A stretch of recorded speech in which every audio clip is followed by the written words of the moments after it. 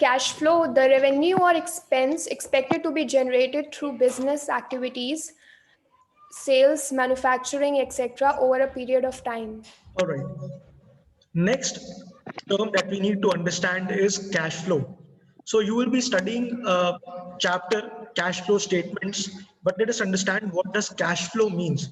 Cash flow का बहुत simple सा मतलब कैश का फ्लो बिजनेस से अंदर, बिजनेस के अंदर एंड बिजनेस के बाहर, दोनों तरह से कैश का movement outside of the business and inside of the business. मतलब जब भी मैंने सेल करी तो मेरा कैश का इनफ्लो होगा, ठीक है, it will be an inflow of cash, मेरे बिजनेस में पैसा आया।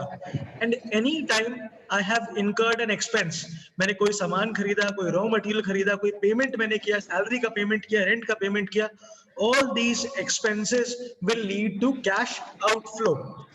So in a business it is imperative to study cash flow also. हम cash flow statement इसीलिए बनाते हैं because we want to know the movement of cash. Next please, आगे पढ़ना please. Certified Public Accountant, CPA, a designation given to an accountant who has passed a standardized CPA exam and met government mandated work experience and educational requirements to become a CPA. Okay, now when we talk about a CPA, we are talking in the American context. हमारे country में CPA का equivalent कौन होता है?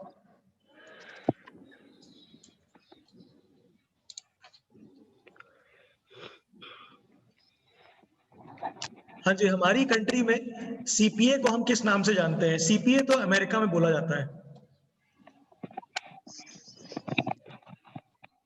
What do we call a CPA in the Indian context? Sir, CA. Chartered accountant. Good. एक CA को हम एक सीपीए को इंडियन कॉन्टेक्स्ट में सीए बोलते हैं। एंड हमारे कंट्री में ICAI is the body, institute of chartered accountants of India is the body which conducts exams for CS. CS के एग्जाम्स कंडक्ट करती है, सीए को सर्टिफिकेशन देती है। एंड इसमें क्या होता है, एक आपका एजुकेशनल रिक्वायरमेंट तो होती है कि आपको सीए के एग्जाम्स पास करने हैं, आपको you have to qualify. 3 stages में होता है, जिनको नहीं पता है, there is CPT common proficiency test, then there is CA intermediate and then there is CA finals. तो 3 स्टेजेस में ये एग्जाम होता है। एंड सिर्फ एग्जाम्स पास करना ही काफी नहीं है, it is not only enough to pass these exams, but there is a government mandated work experience also which is required. जब भी जो लोग सीए करते हैं आप उनसे पूछिएगा, they have to undergo a mandatory articleship. उनकी एक आर्टिकलशिप होती है, हो सकता है 2 साल 2.5 साल, डिपेंडिंग, मुझे इस वक्त का एग्जैक्ट नॉर्म्स मुझे नहीं पता है, बट एटलीस्ट 2 साल की आर्टिकलशिप होती थी, ठीक है। सो जितना भी टेन्योर है एक बच्चे की सीए की पढ़ाई का, उसमें उसको एग्जाम्स पास करने ही करने हैं। एंड एग्जाम्स पास करने के साथ साथ उसको प्रैक्टिकल वर्क भी सीखना है। प्रैक्टिसिंग चार्टर्ड अकाउंटेंट के अंडर उसे जाकर प्रैक्टिस करते हैं, उसे सीखना है, वहां पे उसे अपनी आर्टिकलशिप करनी है, ठीक है। पैसा बहुत थोड़ा सा पे किया जाता है, 1500-2000 रुपए पर मंथ पे होता है, but that is not the motivation. एक सीए आर्टिकल के लिए वो मोटिवेशन, वो पैसा नहीं है। The motivation is the work that he is learning, he और शी इज लर्निंग। बिकॉज एक बार जब वो काम सीख जाते हैं, when they become CA, when they become full fledged CA, जब वो प्रोफेशनल्स बन जाते हैं, then they are able to reap bigger rewards. So CPA American context में and CA in Indian context. Next, cost of goods sold. Cost of goods sold, the direct expenses related to producing the goods sold by a business.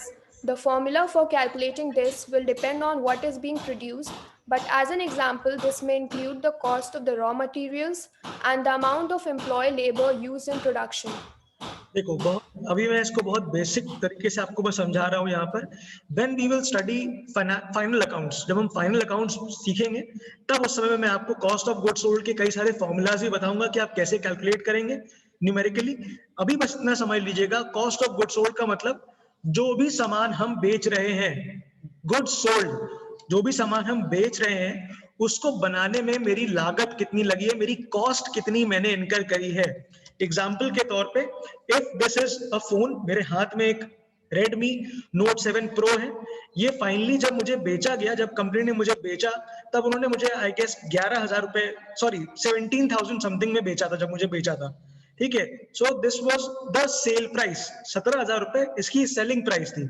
लेकिन company को अगर इसको बनाने में 10,000 रुपए लगे हैं, इसकी स्क्रीन लगाई होगी, इसका प्लास्टिक लगाया होगा, there is a processor, there is a RAM installed in this, इन्होंने सॉफ्टवेयर इस पे डाला होगा, एंड वो सब खर्चे मिलाकर, स्क्रूज, सारे सर्किट बोर्ड, एवरीथिंग, सब कुछ मिलाकर अगर 10,000 की लागत लगी है, इन्होंने अपने जितने भी एम्प्लॉइज काम कर रहे होंगे इस फोन के ऊपर, उनको कुछ पेमेंट किया होगा, रॉ मटेरियल्स लगे हुए हैं, सो ये सब सारे खर्चे अगर मिला के 10,000 रुपीज बना था, then 10,000 is the cost of goods sold, ठीक है, कॉस्ट ऑफ गुड सोल्ड। इसीलिए हम जब सेल्स में से cost of good sold minus करते हैं तो हमें प्रॉफिट मिल जाता है।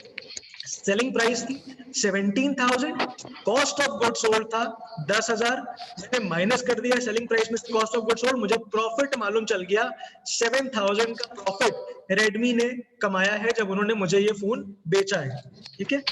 नेक्स्ट प्लीज, आगे पॉइंट रीड करिएगा, credit. Credit, an accounting entry that may either decrease assets or increase liabilities and equity on the company's balance sheet, depending on the transaction. When using the double entry accounting method, there will be two recorded entries for every transaction, a credit and a debit. Okay देखो, अब यहाँ पे मैं आपको credit और debit की यहाँ पे डेफिनेशन उन्होंने लिखी हुई है, इंक्रीज एंड डिक्रीज के बारे में ये कह रहे हैं। मैं आपसे अभी ऐसा कुछ भी नहीं कह रहा हूँ, मैं इसलिए नहीं कह रहा हूँ because I do not want you to muck this up. मैं एकदम नहीं चाहता कि आप इसको बाय हार्ट याद करें कि डेबिट में क्या होता है, क्रेडिट में क्या होता है। Just understand this thing, debit and credit are two aspects of accounting of double entry system. अभी हम डबल एंट्री सिस्टम देखेंगे कि डबल एंट्री सिस्टम क्या होता है, अकाउंट्स में क्या होता है। There is a debit and a credit. Debit और क्रेडिट क्या है? It is the language of accounting. हम अकाउंटिंग की भाषा कह सकते हैं कि जब भी हम रिकॉर्ड करते हैं कोई भी entry, we record that entry in terms of debit and credit, ठीक है। और दो एस्पेक्ट है, अगर एक डेबिट होगा तो एक क्रेडिट भी होगा। इसके आगे अभी आप प्लीज याद मत करिएगा, अभी हम लोग जब डबल एंट्री सिस्टम सीखेंगे एंड हम जब जर्नल एंट्रीज करेंगे, I will explain it to you in detail over there. आप एकदम चिंता मत करिएगा इसके लिए। आगे बढ़िए प्लीज, डाइवर्सिफिकेशन पे आइएगा। The process of allocating or spreading capital investments into varied assets to avoid overexposure to risk. देखो, डाइवर्सिफिकेशन के बारे में एक बात कही जाती है, बिजनेस में एक बात कही जाती है, never put all your eggs in one basket. अपने सारे एग्स को एक बास्केट में मत रखिए। क्यों? Because if the basket falls all the eggs will be broken, ठीक है, एक झटके में सारे के सारे एग्स टूट जाएंगे। इसीलिए ये फंडा बिजनेस में क्या कहता है कि अगर आपको पैसे इन्वेस्ट करने हैं, अगर आपको कैपिटल लगानी है, if you want to invest money, it is always better to diversify your investment. Diversify का मतलब अलग अलग जगहों पे आप पैसे लगाइए, एक जगह पे पैसे मत लगाइए, ठीक है। जब भी आप घर से बाहर निकलते हैं, पापा मम्मी बोलते होंगे, बेटा सारे पैसे वॉलेट में मत रखना, कुछ पैसे जेब में रख लो, कुछ पैसे जैकेट की जेब में डाल लो, कुछ पैसे पैंट की जेब में डाल लो, कहीं ऐसा ना हो वॉलेट गिर जाए और सारे पैसे एक बार में चले जाए, ठीक है।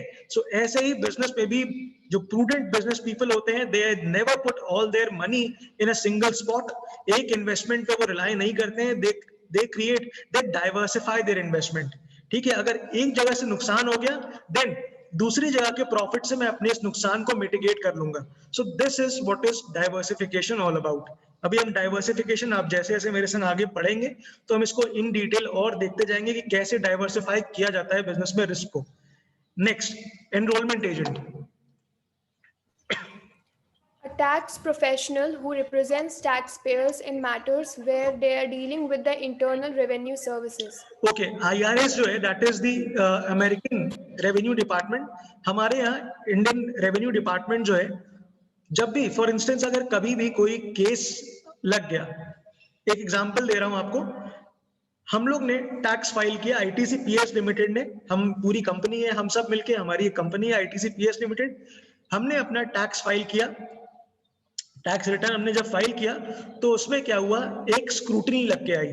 इनकम टैक्स डिपार्टमेंट ने हमारा रिटर्न स्क्रूटनाइज किया और उन्होंने कहा कि हमने इनकम को अंडर रिपोर्ट किया है, हमने अपनी इनकम को अंडर रिपोर्ट किया है। अच्छा, ऐसा अंडर रिपोर्टिंग इनकम क्यों होगी? मतलब कोई भी एंटिटी अपनी इनकम को अंडर रिपोर्ट क्यों करेगा?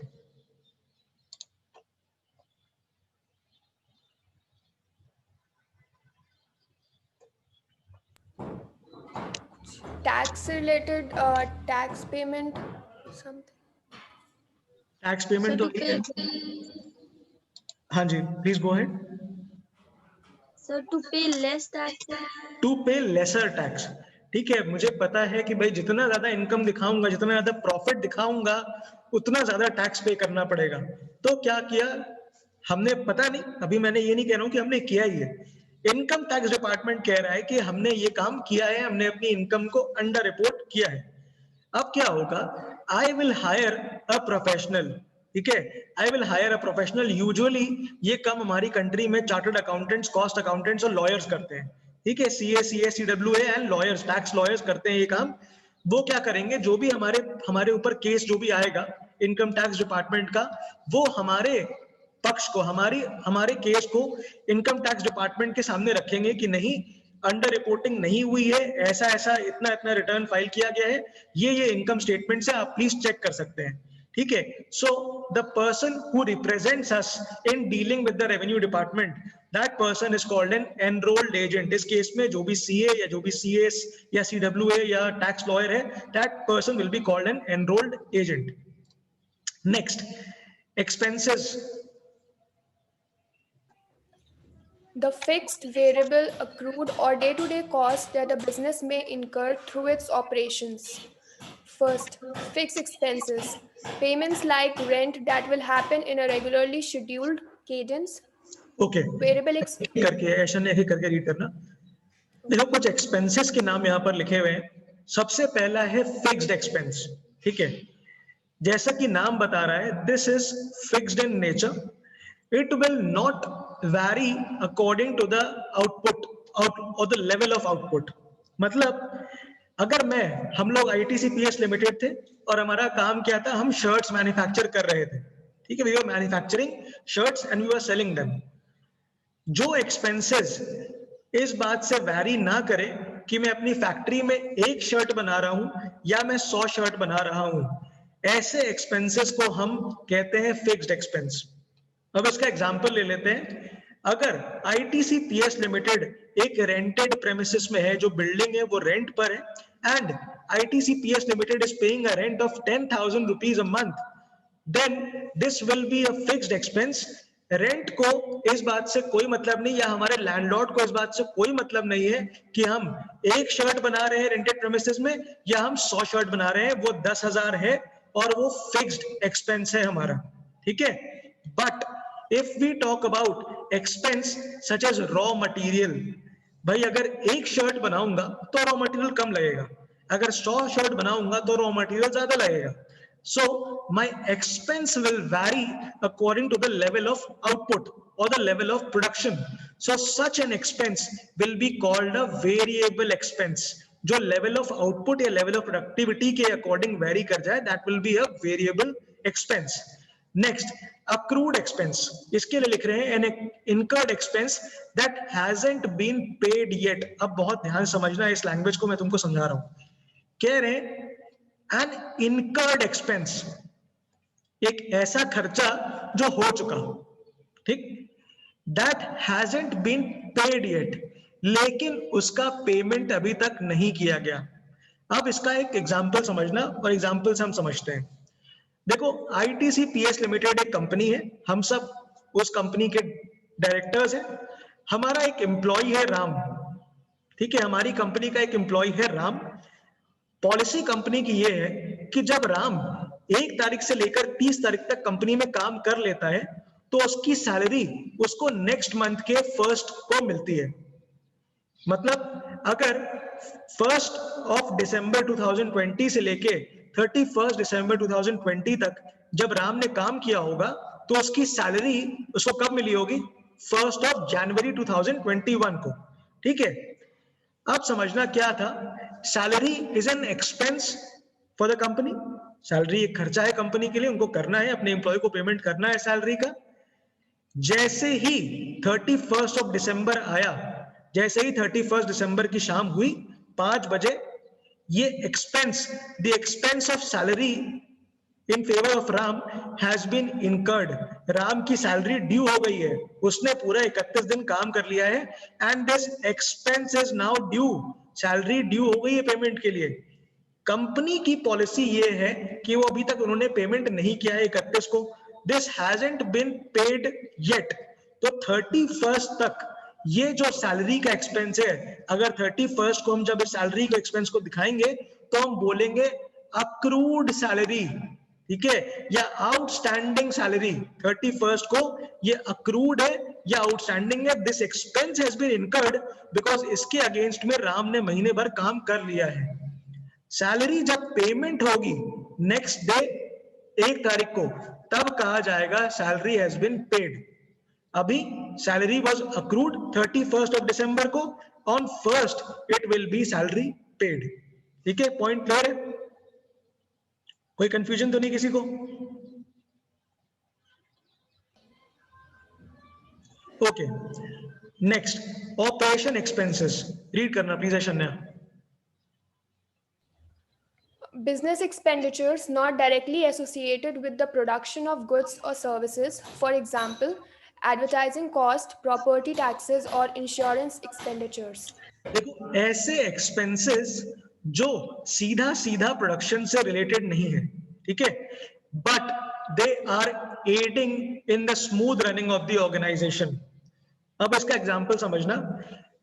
ITCPS लिमिटेड हमारी कंपनी है, हम शर्ट्स मैन्युफैक्चर करते हैं, बेचते हैं, लेकिन सिर्फ और सिर्फ शर्ट्स मैन्युफैक्चर कर देना ही काफी नहीं है। अगर हम चाहते हैं कि हम ज्यादा सेल कर पाए तो हमें अपने प्रोडक्ट को एडवर्टाइज भी करना पड़ेगा कि ITCPS लिमिटेड ये शर्ट्स बनाता है, इसकी ये खूबी है, ये क्वालिटीज है। जब तक हम कस्टमर्स को अवेयर नहीं कराएंगे, जब तक हम एडवर्टाइज नहीं करेंगे, how will they be able to buy our product. Next, अगर हम भाई प्रॉपर्टी अगर हमारी अपनी होती, ठीक है, तो हम प्रॉपर्टी टैक्स पे कर रहे होते। प्रॉपर्टी अगर हमारी अपनी नहीं है तो हम रेंट पे कर रहे हैं, but in any case we are paying certain taxes. हम बिजली का बिल पे कर रहे हैं, the premises that we are using, we are paying the electricity bill for that particular premises, for the running expenses जो भी हम इनकर कर रहे हैं, खर्चे जो बिजली के आ रहे हैं, उसका हम पेमेंट कर रहे हैं। भाई अगर मेरी premises है, I have to insure the premises as well as the employees। देखो, आपको पता होगा कि जब भी फैक्ट्री में लोग काम करते हैं तो लोगों का इंश्योरेंस होता है, फैक्ट्री का इंश्योरेंस होता है, फैक्ट्री के इक्विपमेंट्स का इंश्योरेंस होता है। कहीं फैक्ट्री में आग लग गई तो क्या होगा भाई? इंश्योरेंस रिकवर करेगा। इतने बड़ा बड़ा इन्वेस्टमेंट होता है that people get their factories insured. वो अपनी मशीन्स को इंश्योर कराते हैं, वो अपने एम्प्लॉइज को इंश्योर कराते हैं। एक बहुत ही एक फेमस इंश्योरेंस पॉलिसी है, इट इज कॉल्ड की मैन इंश्योरेंस पॉलिसी। की मैन का मतलब जिसके हाथ में चाबी हो, या जो बहुत इंपॉर्टेंट शख्स हो कंपनी का। ऐसे लोगों के लिए कंपनीज इंश्योरेंस लेती है कि इनके जाने से हमारी कंपनी को बहुत नुकसान हो जाएगा। So in order to avoid that kind of a loss, they insure those key people in their company. So these are expenses which are not directly associated with production. भाई अगर मैं इंश्योरेंस नहीं भी करवा रहा हूं तब भी मेरे शर्ट की प्रोडक्शन का फर्क नहीं पड़ रहा है, ठीक। लेकिन अगर मैं इंश्योरेंस नहीं करवा रहा हूं और अगर फैक्ट्री में आग लग जाती है, तब फिर मेरे प्रोडक्शन पे फर्क पड़ जाएगा, मेरी फैक्ट्री बंद हो जाएगी एंड प्रोडक्ट जब तक दोबारा रिस्टोर नहीं होती है तो फर्क पड़ जाएगा। और इसीलिए डायरेक्टली तो नहीं इन्फ्लुएंस कर रहा है ये एक्सपेंस, लेकिन इनडायरेक्टली प्रोडक्शन को इन्फ्लुएंस कर रहा है। And these expenses which help in the operations of a particular organization, they are called operational expenses। ठीक है, नेक्स्ट पूनम। पूनम प्लीज, अगर आप मेरी आवाज सुन पा रहे हैं, प्लीज अपना माइक ऑन कर लीजिएगा and please read equity and owners equity. Equity and owner's equity definitions. In the most general sense, equity is an asset minus liability, and owner's equity is typically explained in terms of the percentage of the stock of a person has ownership interest in the company. The owners of the stock are known as shareholders. Okay, चलो दो चीजें हैं यहाँ पे, equity and owners equity. देखो, equity बहुत generally क्या कहा जाता है, अगर आपकी सारी एसेट्स में से आप अगर अपने आउटसाइड लायबिलिटीज बाहर की liabilities. Equity share holder outside liability नहीं है, they are called the owners of a company. So अगर आप एसेट्स में से लाइबिलिटीज माइनस कर देंगे, आउटसाइड लाइबिलिटीज को माइनस कर देंगे, तो जो अमाउंट बचेगा that will be called the equity, that will be called equity of a company. आगे कह रहे हैं an owner's equity is typically explained in terms of percentage of stock a person has ownership interest in the company. अब समझना इस बात को, देखो हमारी आईटीसीपीएस लिमिटेड एक कंपनी है, ठीक है, it is a public limited company. इसके शेयर्स ट्रेड होते हैं बॉम्बे स्टॉक एक्सचेंज पे और नेशनल स्टॉक एक्सचेंज पर। आईटीसीपीएस लिमिटेड के 10,000 शेयर्स थे। 10,000 में से जिसके पास 5,000 से ऊपर शेयर हैं, जिसके पास मोर देन 50% शेयर होल्डिंग है, that person will have the controlling interest in a company. मेरी बात फिर से मैं रिपीट कर रहा हूं, 10,000 में से 5,000 प्लस जिसके पास शेयर्स हैं, 50% से ज्यादा शेयर होल्डिंग जिसकी भी है, उसका कंट्रोलिंग इंटरेस्ट बन जाएगा उस कंपनी में। अब अगर हम लोग यहां पर दूसरा एस्पेक्ट ये है कि अगर 10,000 शेयर्स थे और हम सब ओनर्स हैं, and if there are 10 people in the class, 10 लोग हैं, 9 आप लोग, एक मैं, 10, और हम सब के पास हजार शेयर्स हैं, तो ओनर्स इक्विटी क्या है? हम सब के पास 10% की ओनर इक्विटी है, हम सब के पास 10% की ओनरशिप है उस कंपनी की।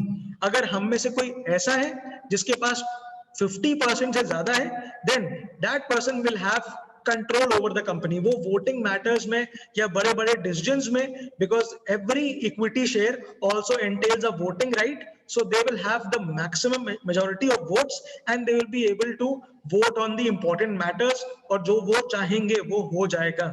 so this is owners equity। क्या है? जितना भी परसेंटेज 10,000 शेयर्स थे, उसका हजार शेयर अगर हम सबके पास है, तो ओनर इक्विटी क्या है? हमारी हम सब की ओनरशिप 10% है उस कंपनी में।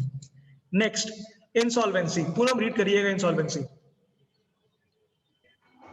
A state where an individual or organization can no longer meet financial obligations with lenders when their debts come due. Okay, देखो आप सब ने बहुत बार टर्म सुना होगा, एंड आपने इनफैक्ट एक आपका चैप्टर था इंसॉल्वेंसी, बीकॉम में आप सब पढ़ के आए होंगे, इंसॉल्वेंसी अपने अकाउंट्स में पढ़ा होगा, ठीक है।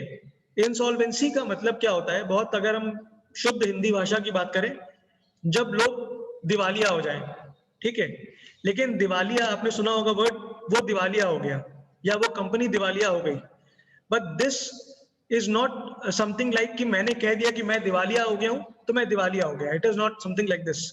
जो भी कंपनी कभी भी कंपनी को या किसी भी इंडिविजुअल को अपने आप को इंसॉल्वेंट डिक्लेयर अगर कराना होता है, then that person has to go to a court of law. वो कोर्ट जाएंगे और वो कोर्ट जाके डिक्लेरेशन देंगे कि मेरे पास, मैं दिवालिया हो गया हूं, मेरे पास पैसे नहीं है। कोर्ट क्या करेगा? एक लिक्विडेटर अपॉइंट करेगा। अगर आप याद करें, एक चैप्टर था लिक्विडेशन, वहां पर कोर्ट एक लिक्विडेटर अपॉइंट करता है, और लिक्विडेटर क्या करेगा? लिक्विडेटर आपके सारे एसेट्स और आपकी सारी लायबिलिटीज को कंसोलिडेट करेगा। वो देखेगा कि आपके कितनी एसेट्स थे और आपकी कितनी लायबिलिटीज हैं, एंड अगर आपके एसेट्स आपकी लायबिलिटीज से कम है, बहुत कम है, कि आप अपने लायबिलिटीज का पेमेंट नहीं कर सकते हैं, देन इन दैट केस आपको इंसॉल्वेंट डिक्लेयर कर देगी कोर्ट। और एक बार अगर आपको इंसॉल्वेंट डिक्लेयर कर दिया है कोर्ट ने, देन आप कभी भी आगे आप कोई उधार नहीं ले पाएंगे जब तक कि आपकी वो इंसॉल्वेंसी रिवोक आप ना कर लें, वापस ना ले लें आप इंसॉल्वेंसी। आप ये ना कह दें कि नहीं अब मेरी फाइनेंशियल पोजीशन सही हो गई है, जब तक आप ये कोर्ट के थ्रू डिक्लेयर ना कर दें तब तक you can not take any further legal debt. आप कोई भी उधार नहीं ले पाएंगे, ठीक है, और आगे के लिए आप किसी पेमेंट के लिए लायबल भी नहीं होंगे, आपसे आगे कोई उधार मांग नहीं पाएगा। लेकिन हाँ, जो पिछला उधार आपने लिया है इंसॉल्वेंट होने से पहले, जितना भी आपने उधार लिया था, उस उधार को प्रो राटा बेसिस पे जितनी भी आपके एसेट से रियलाइज हो पाएगा,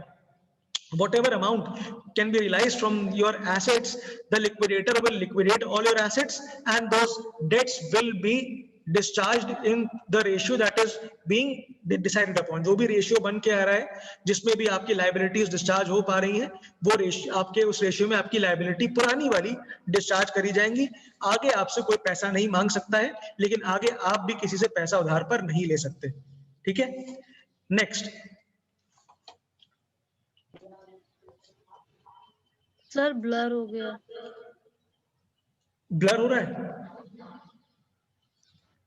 A set of rules and guidelines developed by the accounting industry for the companies to follow when reporting financial data. Following these rules is especially critical for all publicly traded companies. कह रहे हैं generally accepted accounting principle, इसको हम gap बोलते हैं. ठीक है. In short gap क्या होते हैं? These are a set of rules and guidelines which are developed by the accounting industry for companies. ठीक है. हमारी कंट्री में सुप्रीम बॉडी है आईसीएआई. आईसीएआई वो सेट ऑफ रूल्स डिफाइन करता है जिसके बेसिस पर all the organisations including the companies, the publicly traded companies. Publicly traded companies का मतलब ऐसी कंपनीज जो पब्लिक लिमिटेड कंपनीज हैं which are listed on Bombay Stock Exchange और नेशनल स्टॉक एक्सचेंज. हमारी कंट्री के किसी मेजर स्टॉक एक्सचेंज पर लिस्टेड है और लोग उनके शेयर्स को खरीद और बेच रहे हैं स्टॉक एक्सचेंज के through. So they are publicly traded companies. ऐसी कंपनीज के लिए फाइनेंशियल स्टेटमेंट्स बनाने के लिए जो रूल्स जो फॉलो हो रहे हैं, जिनको प्रेस्क्राइब कर दिया है एक बॉडी ने, हमारे यहाँ आईसीएआई प्रेस्क्राइब करती है, these set of rules are called generally accepted accounting principles. अब इस बात को समझना ऐसा क्यों करती हैं बॉडीज. The reason is, सबसे बड़ी बात कंपैरिजन. एक कॉमन ग्राउंड कंपैरिजन का अगर बनाना है, ठीक है, if we want to know how HCL is performing in comparison to Wipro, अगर मुझे पता करना है कि HCL कैसा परफॉर्म कर रही है विप्रो के कंपैरिजन में, then the basis of that accounting has to be same. उनके सारे अकाउंटिंग प्रैक्टिसेस सेम होने चाहिए. अगर मुझे पता करना है कि भैया एक शख्स दूसरे शख्स से कंपैरिजन में कैसा कर रहा है, then I have to compare two people on equal footing. मुझे कंपेयर कर सकता हूं मैं. हाँ, अपूर्वा ने फर्स्ट सेमेस्टर में 80% मार्क्स सिक्योर किए, ऐशान्या ने कितने सिक्योर किए? Since they both are students of the MBA class, they can be compared. वो सारे सेम पेपर्स दे रहे हैं, वो उनकी क्लास सेम है, then I can compare them. लेकिन I cannot compare Apurva to a student who's studying in BCom third year. Apurva हो सकता है 80% लेकर आई हो MBA फर्स्ट सेमेस्टर में, which is very easy, but graduation level में 80% सिक्योर करना is quite difficult. So वहां से हम कंपेयर नहीं कर पाएंगे. वहां का कंपैरिजन बीकॉम का, हम बीकॉम के ही स्टूडेंट के संग में कंपैरिजन करेंगे.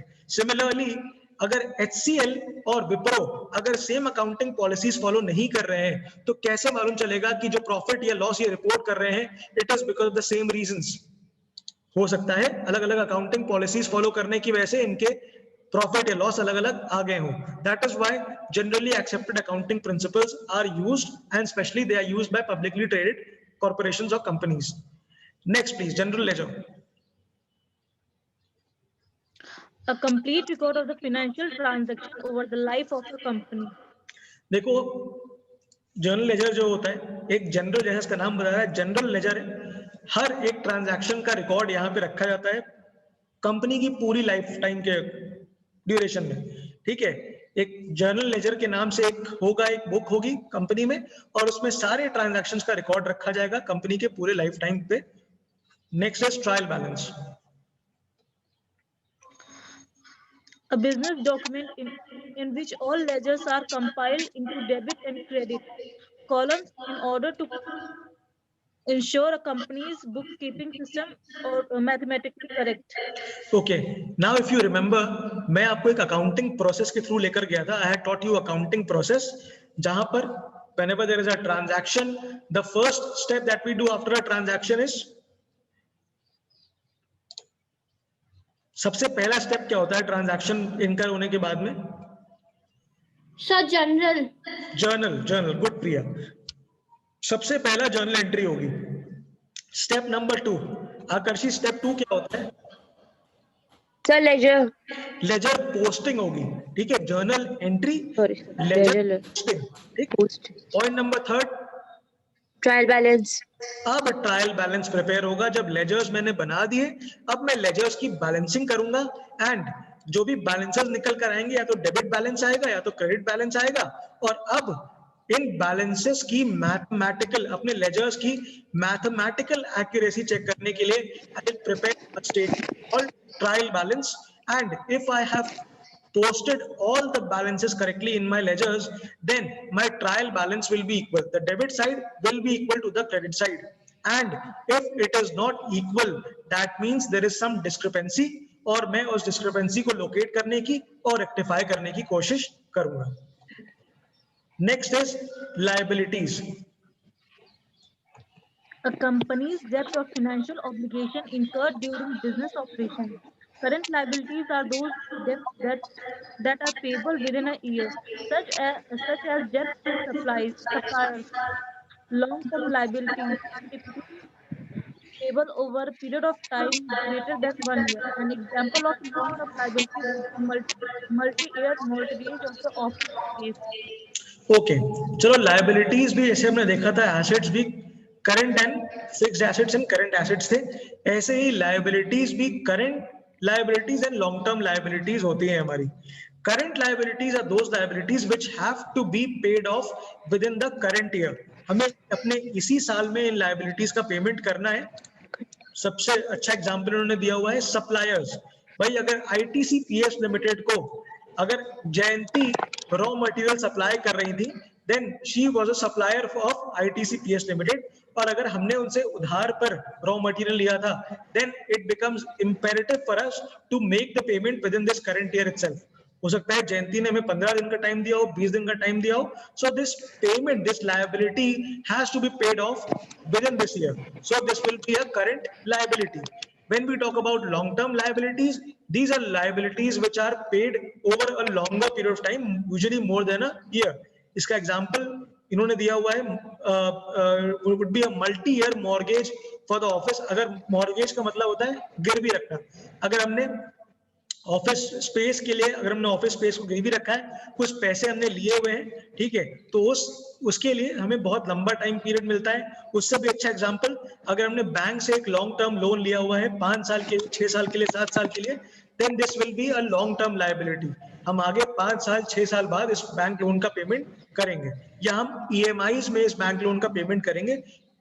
ईएमआईज का फुल फॉर्म क्या होता है?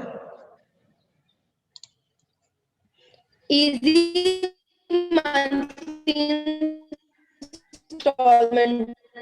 Easy Easy. monthly installment. Easy monthly installment. Easy installment. बेटा Equally monthly installment. अच्छा जी, ना इजी और ना equally, it is called monthly instalments. Equal. Equated, ठीक है। इजी और इक्वली कुछ नहीं होता है, इक्वेटेड होता है। चलो next is limited liability company. Okay I will do one thing, मैं यहीं पे रुक रहा हूँ। अगर कुछ भी आपको पूछना है जो हमने पढ़ा है आज, please go ahead and ask your questions.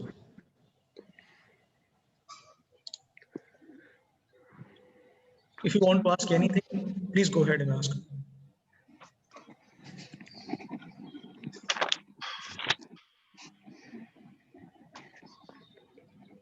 Okay. अगर क्वेश्चन नहीं है तो हम कंटिन्यू कर रहे हैं आगे। पूनम प्लीज रीड करिएगा limited liability company. An LLC is a corporate structure where members cannot be held accountable for company's debt or liabilities. This can shield business owners from losing their entire life savings if, for example, someone were to sue the company. चलो अब इसको बहुत बस ये आखिरी चीज मैं आपको एक्सप्लेन कर रहा हूँ, फिर मैं क्लास वाइंड अप करूंगा। हम ये थ्योरी वाली लैंग्वेज को हम नहीं देखेंगे, आप समझना लिमिटेड लायबिलिटी कंपनी होती क्या है। देखो कहा जाता है that equity share holders are the owners of the company, they are the owners of the company. तो अगर आईटीसीपीएस लिमिटेड एक पब्लिक लिमिटेड कंपनी है और हम सब के पास आईटीसीपीएस लिमिटेड के 10,000 शेयर्स थे। हम लोग यहाँ पर if we are 10 people and we all have 1,000 shares each with us, हम सब के पास 10,000 में से 1,000 शेयर हैं, तो हम सब इक्वल ओनर्स हैं, हम सब आईटीसीपीएस लिमिटेड के इक्वल ओनर्स हैं। अब क्या है, अगर ITCPS लिमिटेड लायबिलिटी इनकर करती है, लायबिलिटीज इनकर करेगी भाई, कोई लोन लेगी, कभी कोई सप्लायर से सप्लाई लेगी उधार पे, ठीक है, कोई लायबिलिटी इनकर करेगी, तो भाई ऑब्वियस सी बात है, अगर लायबिलिटी का पेमेंट टाइम पर नहीं होगा तो जिसका पेमेंट होना था वो किसके पास जाएगा?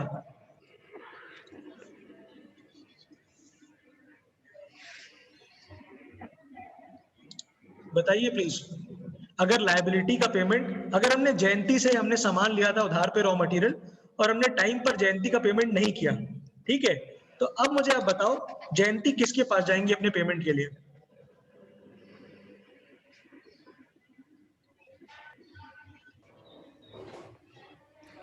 सर आपके पास। मेरे पास क्यों आएंगी जयंती? सर कंपनी के ओनर के पास। कंपनी का ओनर कौन है?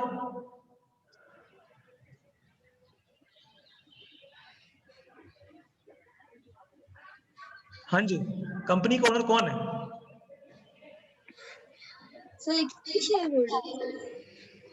हम सब, ठीक है, हम सभी तो हैं भाई, हम सब बराबर के इक्विटी शेयर होल्डर्स हैं, हम सब कंपनी के ओनर्स हैं, ठीक है। अब अगर एक बात बताओ, अगर मैंने मैं शेयर के टर्म्स में नहीं, मैं पैसे के टर्म में बोलता हूँ, हम सब ने 10-10 हजार रुपए लगाए कंपनी में, हम सब ने 10-10 हजार रुपए लगाए थे कंपनी में, 1 लाख रुपए हमने लगा दिए कंपनी में। जयंती का पेमेंट था 25,000 रुपए का, ठीक है, जयंती का पेमेंट था 25,000 रुपए का। और जब जयंती कंपनी में आई, जब उन्होंने कंपनी में आई वो, तो उनका सामना सबसे पहले मुझसे हुआ, ठीक है, तो उन्होंने मुझसे कहा कि सर मेरा 25,000 का पेमेंट है, आप मुझे 25,000 का पेमेंट कर दीजिए, ठीक है। Am I liable to pay this amount of 25,000? क्या मैं लायबल हूं? No sir. नहीं, क्यों नहीं? सर क्योंकि सबके पास इक्वल सर इक्वली लाइबल है सब, इसलिए। ओके, सब लोग इक्वली लायबल हैं। ओके बेटा, मैं आई एम सॉरी, मैं इसको ब्रेक कर रहा हूँ यहाँ पे, हाँ, क्लास का टाइम ऑलमोस्ट मतलब खत्म हो रहा है यहाँ पे, so I will continue topic with you tomorrow. Thank you for being there with me. मैंने आपको नोट्स कर दिए, अपने नोट्स चेक कर लीजिएगा please. Thank you, and I will see you Monday. Yes sir, thank you sir. Okay, thank Thank you, sir. You बच्चों।